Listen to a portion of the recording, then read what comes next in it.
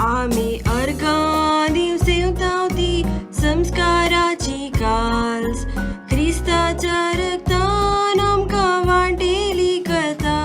आम्ही अर्घां दिवसे उतावती संस्काराची कास ख्रिस्ताच्या रक्तान आमकां वाटेली कथा.